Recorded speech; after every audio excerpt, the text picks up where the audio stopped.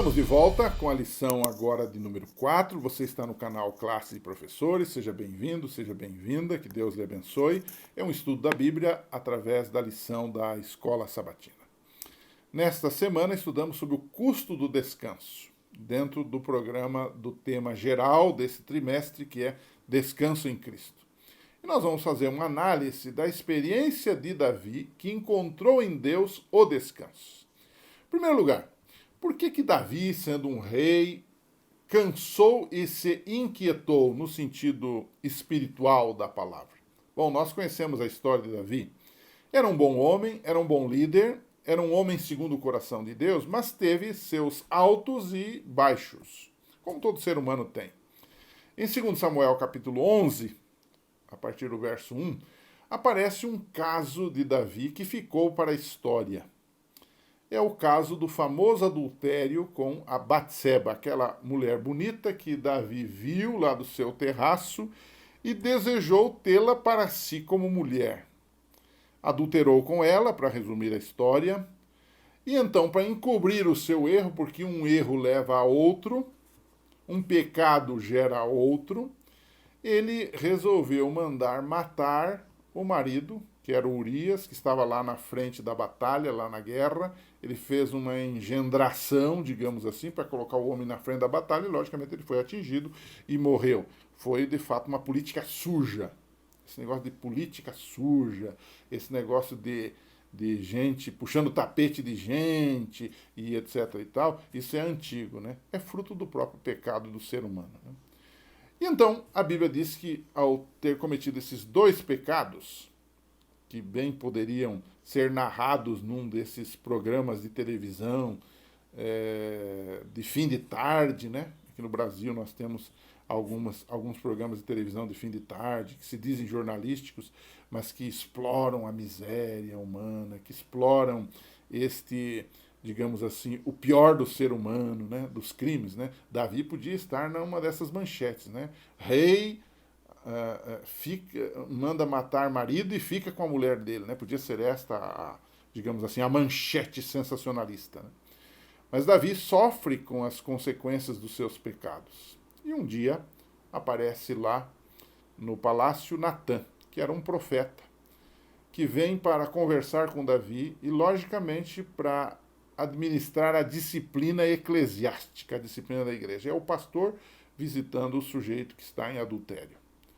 E então ele lhe conta uma história que nós conhecemos de um homem que era muito rico, que tinha muitas ovelhas, muito gado, muitas propriedades, e de um vizinho de cerca deste homem, que era um pobre coitadinho, que tinha pouca coisa, tinha lá uma ovelhinha, e aquele homem rico vai lá e ainda toma aquela ovelhinha daquele cidadão. Então, 2 Samuel 12 conta essa história. E depois que Davi fica irritado com a história, né? Davi ainda tinha um senso de justiça que lhe restava. Ele diz: esse homem tem que ser morto, esse homem fez o que era errado. Então Natã, reunindo aquela coragem que só os homens de Deus têm, olha para ele e diz: este homem da história é você. Você imagine que a casa caiu naquela hora. E isto gerou em Davi um desespero muito grande. O pecado, ele sempre causa em nós esse desespero.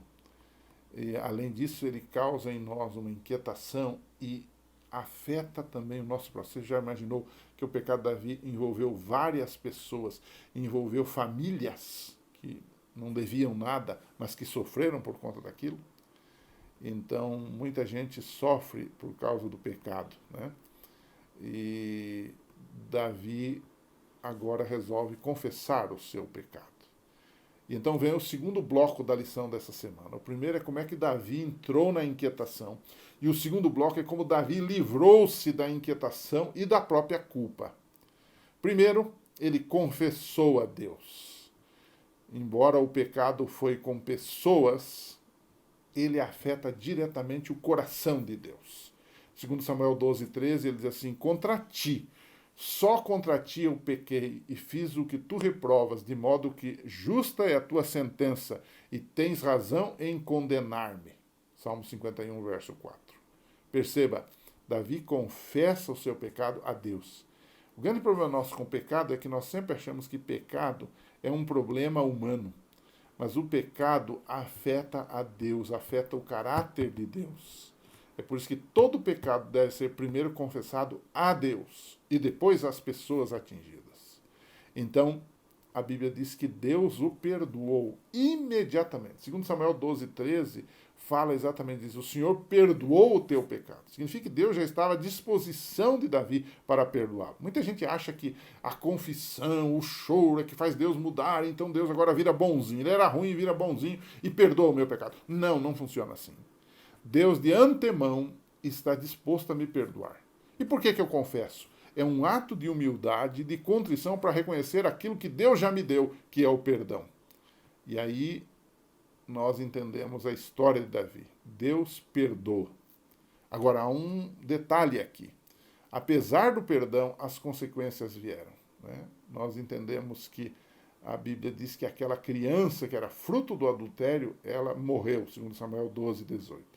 Mas mesmo assim, Davi buscou a Deus. E ele procurou não apenas perdão, mas ele procurou algo que vem dentro do perdão, que é a purificação. E no Salmo 51, que é uma narrativa, uma espécie de autobiografia dessa história de Davi, ele diz: lava-me de toda a minha culpa e purifica-me do meu pecado. Aí está o detalhe.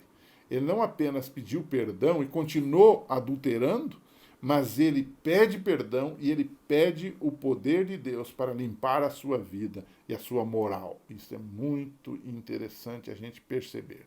Davi recorre a uma expressão que lembra o trabalho de purificação efetuado lá no santuário, né? Ele usa uma expressão: purifica-me com hisopo e ficarei puro, lava-me e mais branco do que a neve eu serei. Salmo 51, verso 7. Depois do perdão, há necessidade também de se levantar, ser purificado e se levantar e seguir em frente. Talvez você que está me vendo agora esteja sofrendo por um pecado que você cometeu há 30 anos. Você está perdendo seu tempo. Você não está descansando em Cristo. Quando Deus perdoa, Ele não apenas perdoa, Ele esquece e, acima disso, Ele nos purifica, nos dá poder para levantar a cabeça e seguir adiante. Olha que Davi, ele não só foi perdoado, foi purificado, mas além disso ele teve uma missão. Ele começa uma missão que é proclamar as virtudes do amor e da graça de Deus. E todo o que é perdoado por Cristo, que descansa em Cristo, ele e ela são pessoas missionárias. No Salmo 51:13, Davi diz assim: então ensinarei os teus caminhos aos transgressores. Como eu, transgressor, é um pecador falando a outro pecador onde encontrar perdão. É um mendigo falando a outro mendigo onde encontrar pão. Ele diz assim: eu vou ensinar os teus caminhos aos transgressores, aos pecadores, para que os pecadores se voltem para ti. Olha que coisa linda. Alguém transformado e que também vai contar aos outros. Esse é o espírito missionário. Nós, quando pregamos aos outros, não estamos dizendo eu sou santo e perfeito e você é pecador. Não, eu sou santo por causa de Jesus, porque eu fui perdoado, porque eu fui purificado. E Deus tem poder para transformar você também. Essa deve ser a nossa pregação. Concluindo, então, o arrependimento de Davi, dá para dizer que foi sincero. E foi profundo também. Inclusive, ele arcou com as consequências do seu pecado. Ele não somente sofreu, pediu perdão, mas ele almejou purificação. E aí você pode fazer um contraste entre dois tipos de arrependimento. Qual a diferença entre o arrependimento de Davi e o arrependimento, por exemplo, de Saul, que era alguém contemporâneo dele? Ou de Judas, que veio bem depois, né? Judas, ele se arrependeu, parece que se arrependeu, mas ele, na verdade, estava com medo das consequências, com medo das punições do pecado, não do pecado em si. Era um arrependimento falso. Então, qual é a diferença entre o arrependimento de Davi e o arrependimento de Judas, por exemplo? Converse um pouquinho com seus alunos sobre isso, faça-os falar um pouquinho sobre isso e conclua essa lição exaltando o poder, a graça maravilhosa de Deus para não apenas perdoar, mas transformar o pecador em uma nova criatura. A gente se encontra aqui na próxima semana para a próxima lição. Que Deus lhe abençoe.